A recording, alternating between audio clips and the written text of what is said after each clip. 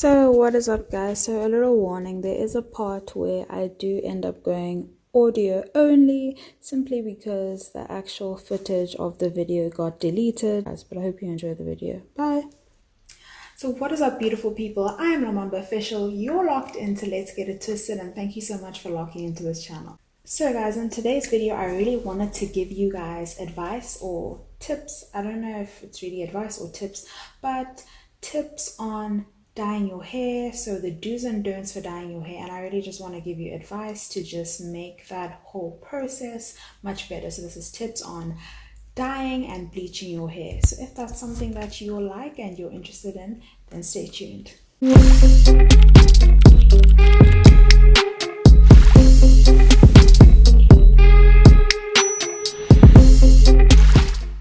So guys, my tip number one is always make sure that your skin is protected when you are dyeing or bleaching your hair.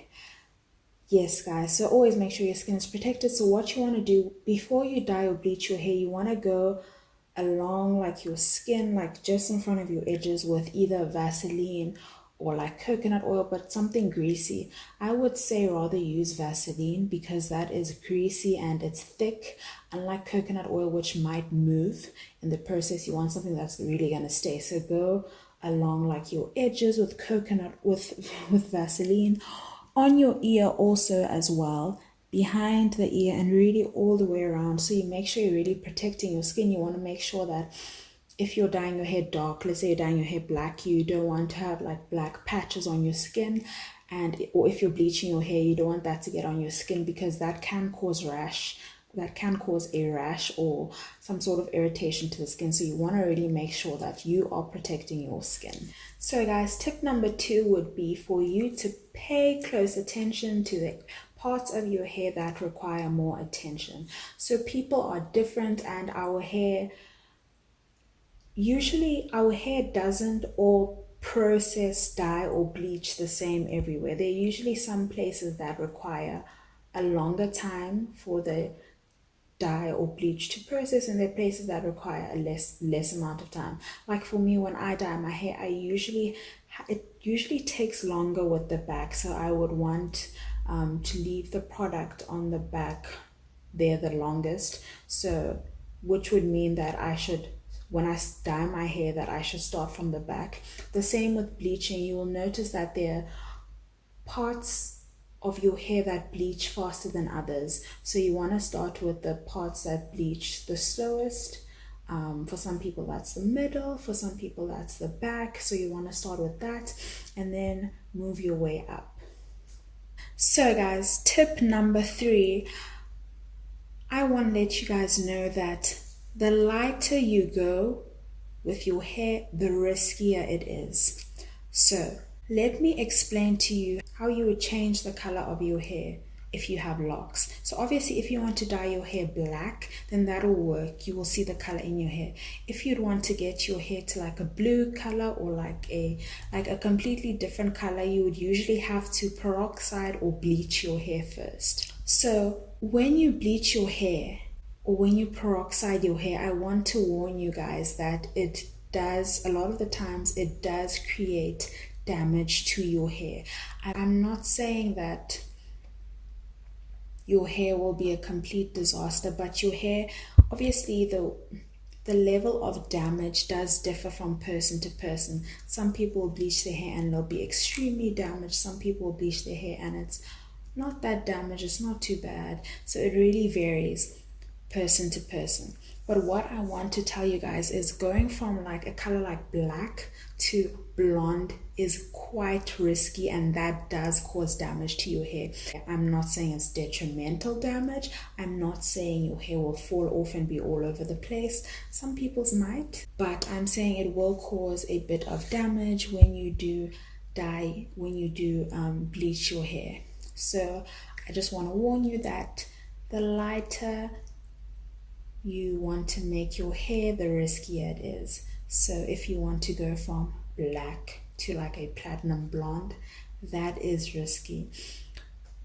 If you absolutely want to dye your hair or use whatever peroxide in your hair, I've forgotten the proper process of doing it all, I would suggest trying to do it in stages. Yeah, and just remember that bleach and peroxide are quite damaging for your hair. So you don't want to leave it in your hair for an extremely long time. It is very risky. So I just want you to keep that in mind when you make the decision to bleach or dye your hair. It does create damage in your hair a lot of the times. There obviously are lucky people who have little to no damage at all, but a lot of the times it does create breakage in your hair, where you see people's hair breaking from different points of their hair.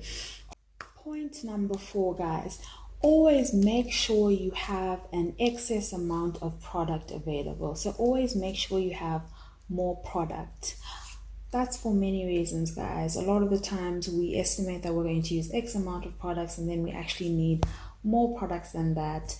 And if, let's say, you're bleaching your hair and like you've bleached like whatever part, and then you realize you're out of bleach or whatever, if you're going to then go to the shop and get another bleach thing or whatever and bleach another part of your hair that you couldn't get to, you might get different shades. So it's better to have more than less, because if you have more, you can always use it the next time you want to dye or bleach your hair, or you can just return it to the shop and get your money back. So always have an excess amount of product. Point number 5, when you bleach or dye your hair, please make sure you are wearing clothes that you care very little about. Make sure that you are wearing something that you don't really care about. I always make sure, if I'm dyeing my hair, which I like to dye my hair black, pitch black. I haven't dyed in a while, but whatever. I always make sure I'm wearing something dark when I do that. If you're bleaching your hair, you can make sure you're wearing something light, whatever. Just make sure you're wearing something that you don't really care about. Something where if your product gets on your clothes and it damages your clothes, you're not going to cry.